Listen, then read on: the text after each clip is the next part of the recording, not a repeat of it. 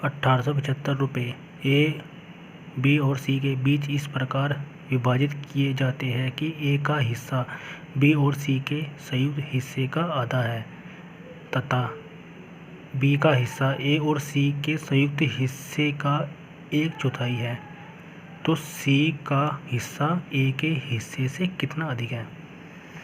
तो देखो इसमें करना क्या है, ए का हिस्सा,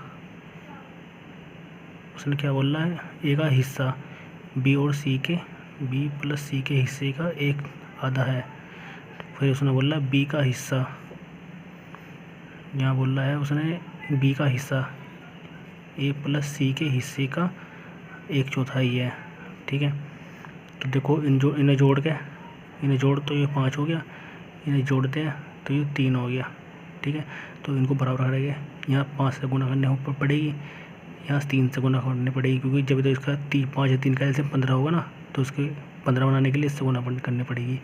तो कितना हो गया ए हमारा यहाँ से, तो मैं डायरेक्ट लिखता हूँ 5 एकम 5, 5 दूनी 10, 3 एकम 3, 3 चौक 12। तो सबका हिस्सा निकाल लेंगे, ए अनुपात बी अनुपात सी। ए का कितना मान है 5, ठीक है, और बी का कितना मान है, बी का मान है हमारा 3, और 5 और 3 कितना हुआ 8, नहीं ये कितना हो गया 3, तो इसका मान हो गया बी का। ठीक है, जब बी का मान 3 हो गया और सी का मान, अरे सी का मान कितना है हमारा सी का मान है, जब उसका 3 हो गया तो बचे कितने 7, तो सी का मान हो गया 7। तो यहाँ 7 रखते हैं, तो ए का मान कितना है हमारा, ए का मान है हमारा 5, तो 7 और 5 कितना है 12 आ गया। बी का मान कितना है 3, तो कुछ नहीं है, सी का मान हमारा 7 आ गया। ठीक है, तो इन सबको जोड़ लेंगे, कितना हो गया 15 की वैल्यू कितनी है 18, 7 5।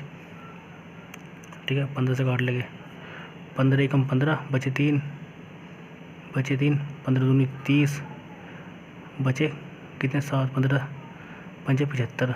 तो यानी एक का मान 125 है। तो उसने बोला ए सी का हिस्सा ए के हिस्से से कितना अधिक है, 2 अधिक है, यानी 5 से 7 2 अधिक है। तो 2 का मान निकाल लेंगे, इसी गुना, जब 1 का मान है तो 2 का मान इसका डबल 250 इसका आंसर।